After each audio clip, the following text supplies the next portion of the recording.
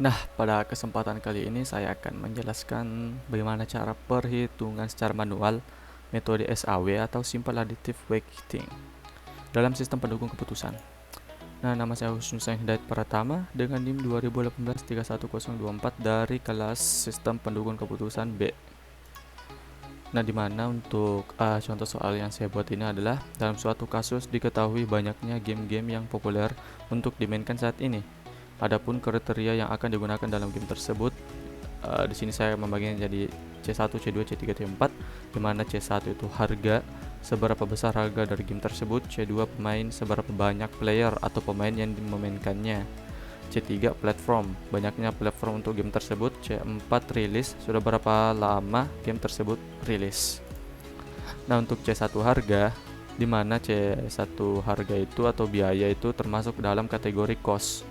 Nah, di mana dalam kategori cost itu semakin kecil bobot nilainya, ini adalah bobotnya, semakin kecil bobotnya maka itu akan semakin baik. Jadi sama seperti semakin murah suatu barang, peminatnya juga semakin banyak, dan apabila semakin banyak atau semakin mahal barang tersebut, maka peminatnya semakin sedikit. Nah, sini untuk kriteria harga yang gratis, dia nilainya 2, kurang lebih 50.000, 3, kurang lebih 150.000, 4, dan lebih dari 300.000 itu 5. Nah, untuk C2 pemain, di mana pemain tersebut itu termasuk ke dalam kategori benefit, di mana kategori benefit itu tidak sama dengan kategori cost, di mana dia nilai bobot yang semakin besar maka akan semakin baik, seperti ini. Jadi jumlah pemain apabila dia semakin tinggi maka game tersebut itu semakin baik atau bobot nilainya semakin bagus pula.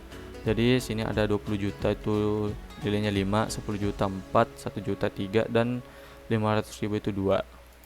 Nah, untuk C3 platform itu contohnya seperti PC, mobile, PS, Nintendo, Xbox, dan PSP dan lain-lainnya. Dimana platform juga itu termasuk dalam kategori benefit. Apabila 5, kurang lebih 5 platformnya maka itu bobot nilainya 5, 4 bobot nilainya 4, 3 bobot nilainya 3, dan 2 bobot nilainya 2. Nah, ini adalah rilis tahun game tersebut telah rilis gitu.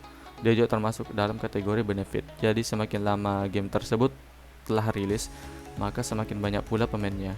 Dan di sini ada kurang lebih 10 tahun lalu itu bobotnya 5, kurang lebih 5 tahun lalu 4, kurang lebih 2 tahun lalu 3, kurang lebih 1 tahun lalu 2. Nah, dimana untuk kita memberikan bobot kriterianya, C1 itu bernilai 40, C2 30, C3 20, dan C4 10 dengan total 100. Nah, di sini kita bagi dia 100. Jadi 40 bagi 100 0,4, 0,3, 0,2, 0,1 dan totalnya 1. Ini bakal kita pergunakan untuk langkah yang akan datang. Nah, untuk perhitungannya di sini ada 3 game populer yang telah dimainkan, yaitu saya memberikan A1 Phasmophobia, A2 Monster Hunter World, dan A3 Free Fire. Nah, di sini kita buat tabel alternatifnya. Untuk A1 tadi Phasmophobia, A2 Monster Hunter, dan A3 itu Free Fire. Nah, C1 harga, dimana untuk Phasmophobia itu bersekitar 70.000, A2 itu 600.000, dan A3 itu tentunya gratis karena Free Fire itu gamenya gratis. Nah, ini adalah pemainnya, jumlah pemainnya saat itu 10 juta, A2 itu 5 juta, dan A3 itu 20 juta.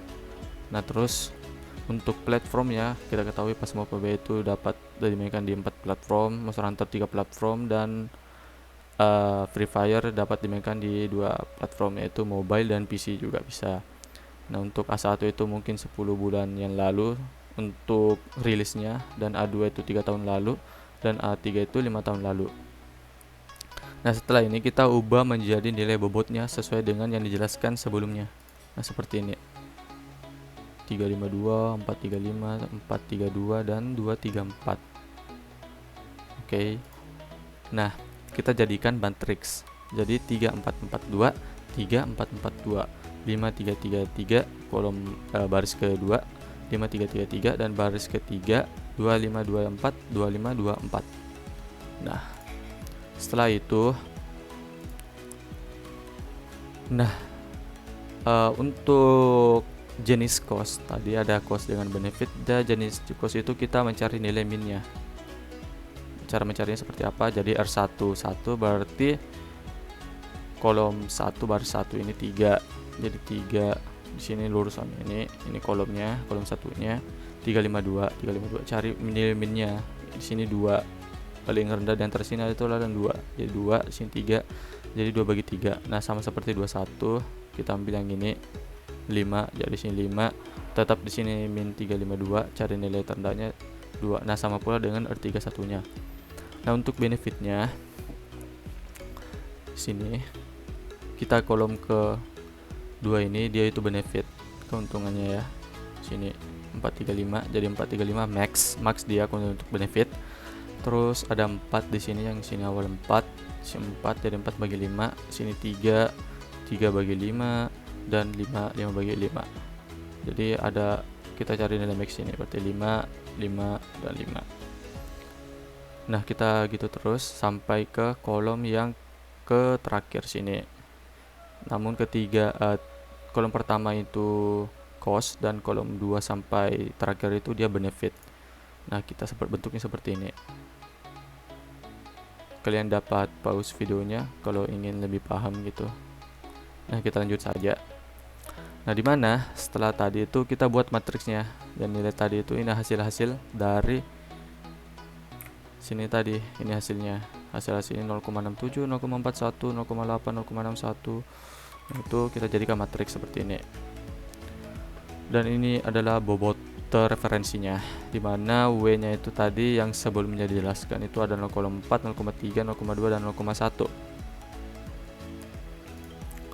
Nah, dimana bobot referensi W itu dikalikan dengan matriks ternormalisasi R.